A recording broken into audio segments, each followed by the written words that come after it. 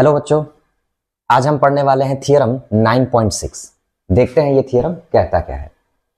Chords equidistant from the centre of a circle are equal in length. मतलब कि जब दो कॉर्ड्स सेंटर से बराबर दूरी पर हों तो ये दोनों के दोनों कॉर्ड्स इक्वल होंगे, ये बात बोली गई है।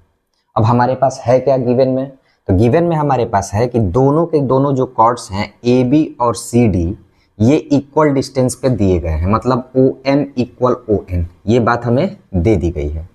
हमें क्या प्रूव करना है कि ए बी जो है कॉर्ड ए बी इक्वल है कॉर्ड सी डी के। ठीक है, तो अब इस थियरम को प्रूव करने के लिए हमें करना होगा कुछ कंस्ट्रक्शन। तो आइए देखते हैं वो कंस्ट्रक्शन क्या है।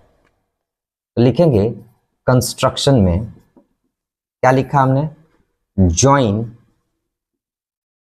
ओ बी एंड ओ डी। तो हमने ओ बी और ओ डी को ज्वाइन कर लिया। अब यहां पे बन गए दो ट्रायंगल। ठीक है, एक पहला ट्रायंगल बना ओ एम बी और दूसरा ट्रायंगल बना ओ एन डी। तो अब इन दोनों ट्रायंगल्स को लेके हम प्रूव करते हैं। लिखेंगे proof in triangle O M B and triangle O N D. इन दोनों ट्रायंगल्स में हमारे पास क्या क्या इक्वल पार्ट्स है, पहले हम वो देखते हैं।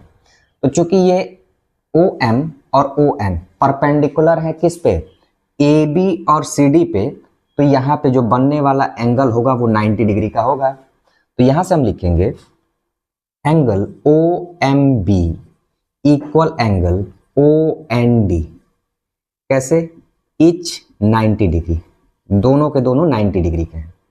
दूसरी बात हमें क्या पता है, तो ये सेंटर और ये सर्कल पे उपस्थित एक पॉइंट है, तो ये इसका रेडियस होगा ओ बी और ओ डी भी इसका एक रेडियस होगा, और एक सर्कल के सारे रेडियस इक्वल होते हैं। तो हम लिखेंगे O B equal O D. कैसे हुआ? रेडियाई जो है वो रेडियस का प्लूरल होता है। Radii of the same circle और बात हमें क्या पता है, तो O M equal O N, ये बात दे दी गई थी। तो हम लिखेंगे O M equal O N. अब ये रहा हमारा राइट एंगल, ये रहा हमारा हाइपोटेनस। राइट एंगल के सामने वाला साइड हाइपोटेनस होता है, और ये हमने एक साइड ले लिया। तो यहां पे हम यूज करने वाले हैं by R H S congruency. क्या होगा? Triangle O M B congruent proof हो गया ट्रायंगल ओ एन डी। जब किसी ट्रायंगल के तीन पार्ट्स इक्वल दिखा दिए जाते हैं तो वो दोनों के दोनों ट्रायंगल्स कॉन्ग्रुएंट होते हैं। तो यहां से हमने लिख लिया। और जब दो ट्रायंगल्स कॉन्ग्रुएंट हो जाते हैं तो उनके कोरेस्पॉन्डिंग पार्ट्स को हम इक्वल दिखाते हैं। तो यहां से लिखेंगे हम therefore M B equal N D. कैसे हुआ? By C P C T. पिछले थियरम में हमने ये पढ़ा था कि सेंटर से जब एक परपेंडिकुलर कॉर्ड पे डाला जाता है तो ये कॉर्ड को बाइसेक्ट करता है, मतलब दो बराबर हिस्सों में बांट देता है।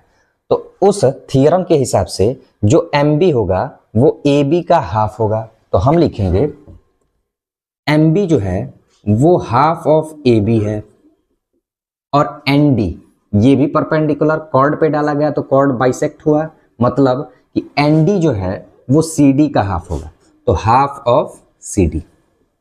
यहां से हमने 1/2 से 1/2 कैंसिल कर दिया।